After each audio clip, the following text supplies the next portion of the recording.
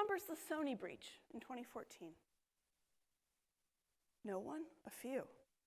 Well, there was an awful movie that I hope you did not have to sit through, but the movie that Sony was going to put out is the epitome of how we started changing our thinking about how threats to one country looked very different to people in another.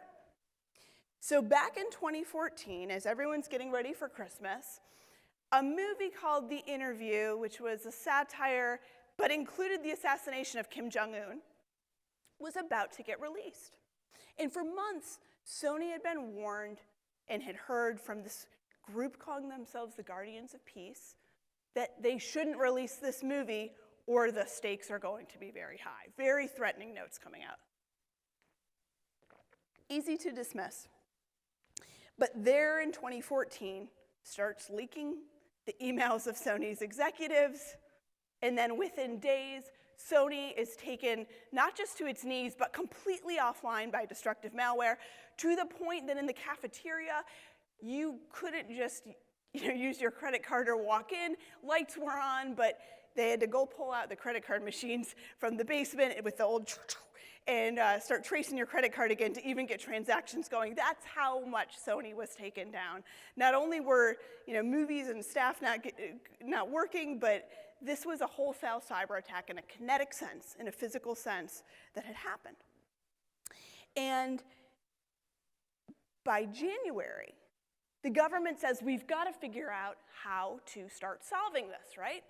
We have this problem. We didn't quite realize that a state like North Korea, a rogue state, a state that was not seen as a high-level power on typical economic or political or military means, a state like North Korea was now able to have a massive effect, in this case, on a US corporation. Or in this case, Japanese corporation. And it was that question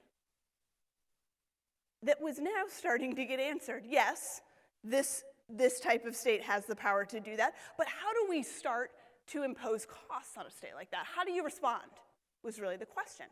And for the very first time, a government, in this case the US government, came out and said this was the work of North Korean hackers, state-sponsored North Korean hackers.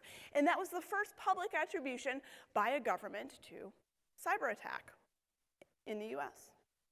And what precedent that laid was that you now could start unwrapping this problem by explaining who was behind it, just like we had seen with the Chinese. Attribution and understanding who was behind it was important. But figuring out how a government could respond to this and do it quickly was now on the table.